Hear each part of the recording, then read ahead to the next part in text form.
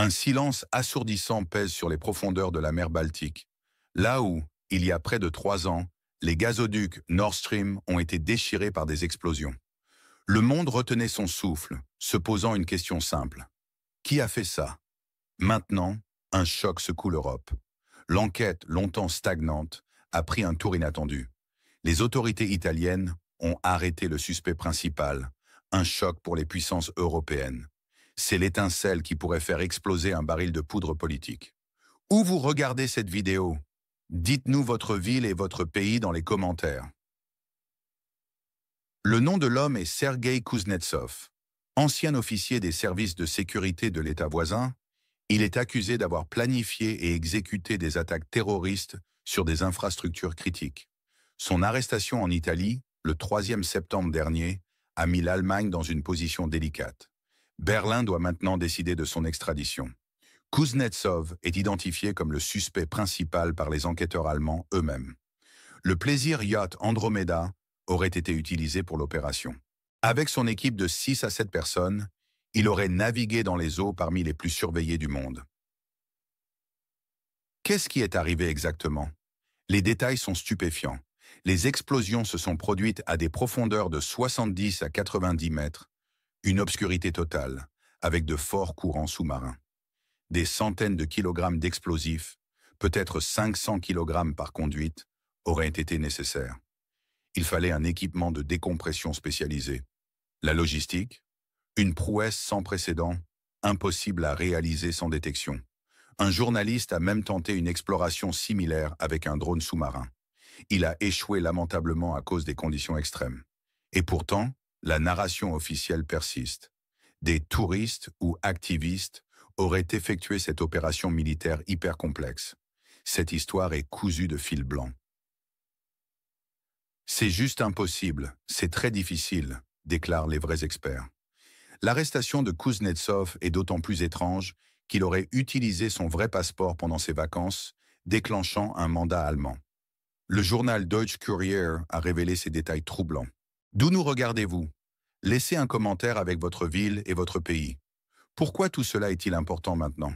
Cette arrestation met l'Allemagne et son gouvernement dans une position extrêmement inconfortable. Berlin a soutenu le pays voisin sans ciller, mais cette nouvelle information soulève des questions très embarrassantes. Le gouvernement allemand doit maintenant interroger le dirigeant de l'État voisin, Volodymyr Zelensky, et lui poser des questions gênantes. Imaginez-le. Scandale si l'implication étatique de ce pays est prouvée. La confiance du public allemand, déjà mise à rude épreuve par la flambée des prix de l'énergie, pourrait s'effondrer. Les citoyens européens perdent déjà 3 à 5 fois plus cher le gaz naturel liquéfié américain par rapport au gaz russe. C'est un coup dur pour l'économie. La souveraineté de l'Allemagne est en jeu. Qu'est-ce que nous devrions vérifier dans notre prochaine émission? Proposer une affirmation ou un chiffre à analyser. Depuis près de 3 ans, l'enquête allemande a été classifiée comme secrète. Un député allemand a déposé une centaine de demandes d'information, toutes bloquées. Quelque chose est intentionnellement caché. L'arrestation de Kuznetsov éclaire cette opacité. Une version officielle, critiquée par tous, des touristes sur un yacht de plaisance, de faux passeports, des compétences de plongeurs sous-marins basiques. Non, ça n'a aucun sens. C'est fait pour le citoyen lambda, facile à avaler.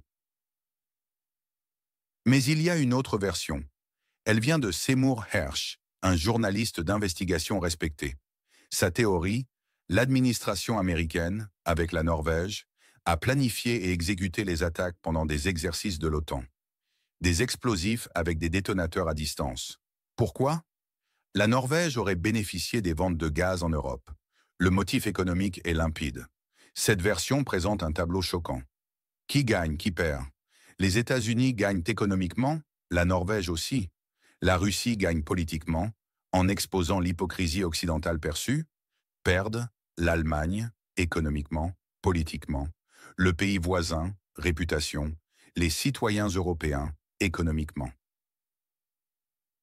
Considérons un événement similaire. En 1986, l'affaire de l'USS Pueblo, navire espion américain capturé par la Corée du Nord. Les faits ont été longtemps dissimulés. Les gouvernements jouent régulièrement avec la vérité pour protéger leurs intérêts. C'est la nature même des rouages du pouvoir.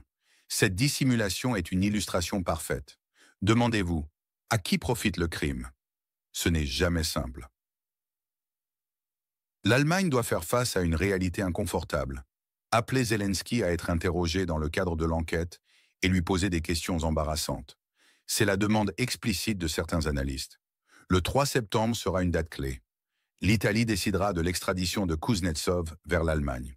Si Kuznetsov est extradé et qu'il implique les autorités du pays voisin, cela mènera à une crise diplomatique majeure. C'est le pire scénario.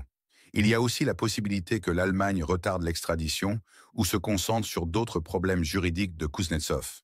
Le but? Éviter une confrontation directe avec ce pays sur des enjeux trop sensibles. Que se passera-t-il si l'enquête reste classifiée? La méfiance du public grandira. La Russie, de son côté, a convoqué une réunion du Conseil de sécurité des Nations Unies pour exiger une enquête internationale.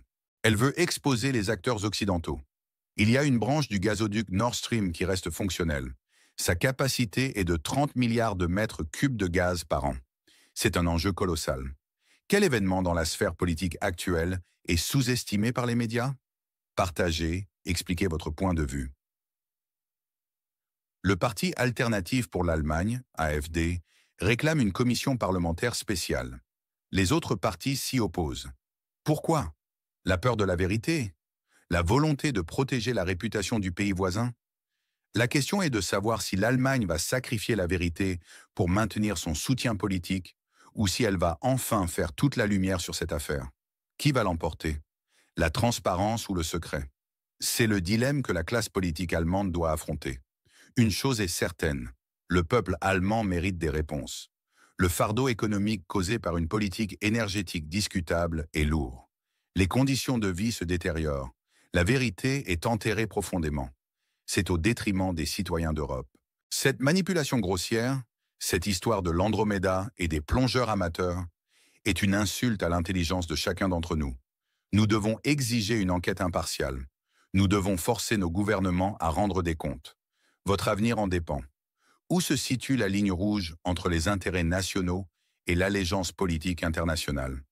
Partagez vos réflexions en un seul commentaire. La dissimulation continue. Les faits sont là. Les indices s'accumulent. L'arrestation de Sergueï Kuznetsov n'est pas un événement anodin. C'est une fissure dans le mur du silence. Elle révèle la possibilité que des acteurs étatiques de premier plan soient impliqués dans un acte de terrorisme international. Ce n'est pas une théorie du complot, c'est une enquête en cours. Les gouvernements occidentaux ne peuvent plus ignorer la réalité. La crédibilité de nos institutions est en jeu. La Russie, elle, continue de presser pour une commission internationale.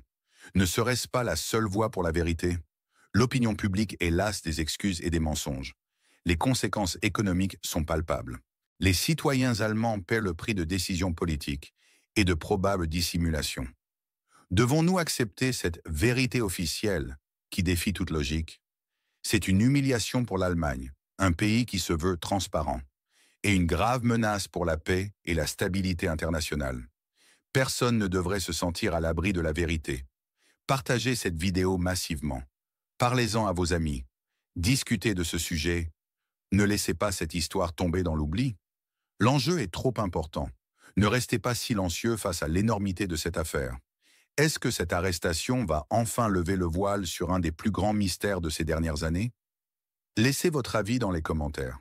Abonnez-vous à notre chaîne pour ne manquer aucune de nos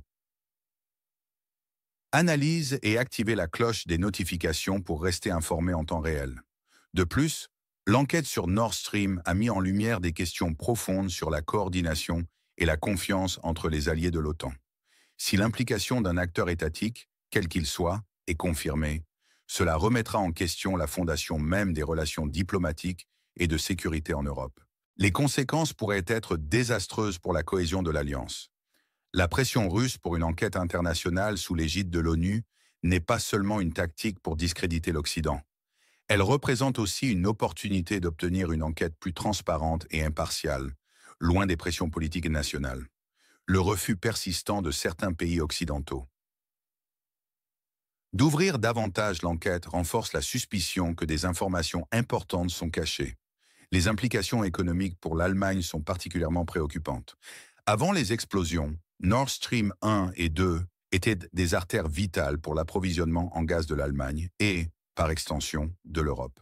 La destruction de ces infrastructures a contraint l'Allemagne à dépendre davantage du gaz naturel liquéfié, GNL, américain, transporté par des méthaniers dont les coûts sont considérablement plus élevés.